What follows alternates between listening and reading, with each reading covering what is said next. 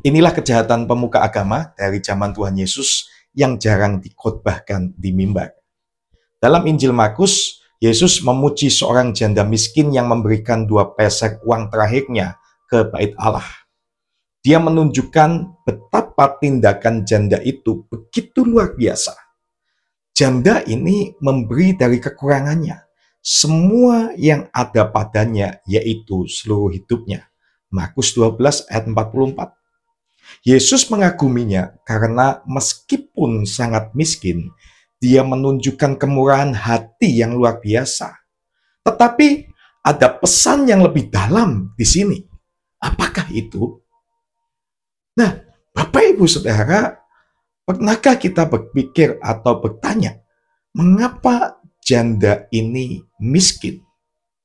Pada zaman Yesus, para janda termasuk golongan yang paling rentan, terutama jika mereka tidak memiliki keluarga yang mendukung dan melindungi mereka. Oleh karena itu, Allah memerintahkan bangsa Israel untuk memperhatikan para janda. Itu ada di dalam Ulangan 14 ayat 29 dan Yesaya 1 ayat 7. Namun, dalam perikop Injil ini, ada satu petunjuk mengapa janda ini jatuh miskin.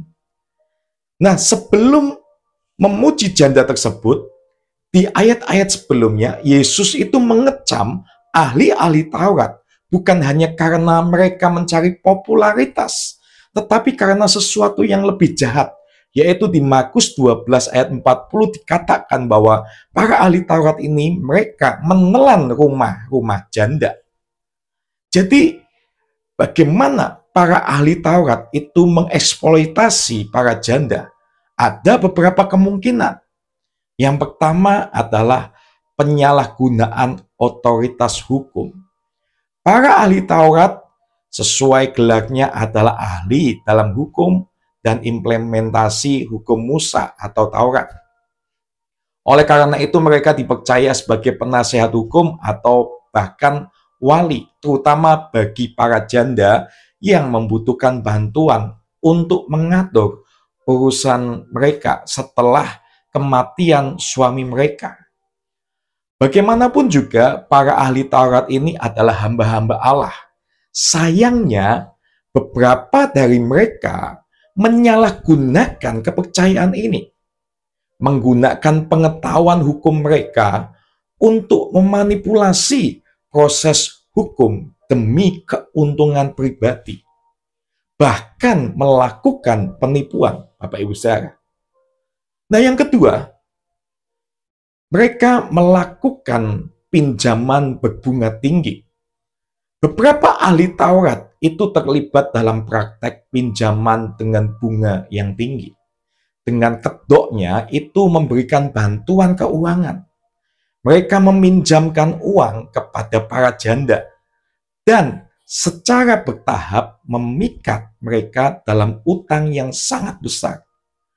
Ketika para janda tidak dapat melunasi utang-utang tersebut, mereka terpaksa menyerahkan rumah dan harta benda mereka, yang pada akhirnya mereka menjadi miskin, Bapak Ibu Saudara. Meskipun kita tidak tahu bagaimana janda dalam cerita ini dieksploitasi secara tepatnya, tapi kita tahu bahwa dia itu menderita karena ketidakadilan. Nah, meskipun demikian, responnya yang perlu kita belajar adalah responnya itu sangat luar biasa. Alih-alih mereka merasa sakit hati atau menyalahkan Tuhan, tapi malah janda ini tetap bermurah hati. Bahkan dalam penderitaannya, ia tetap mencintai Tuhan dengan segenap hati, kekuatan, dan hidupnya. Mengapa? Karena imannya itu bertumpu pada Tuhan itu sendiri, bukan bertumpu kepada manusia yang memiliki kekurangan, seperti para ahli Taurat itu.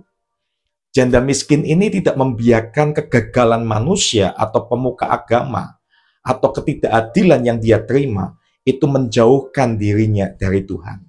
Ia tetap percaya bahwa Allah itu akan menjaganya.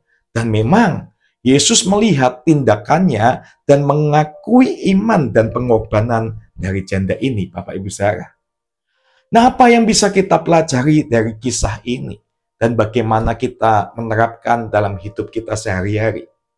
Yang pertama, jangan bergantung kepada manusia, meskipun itu pemuka agama.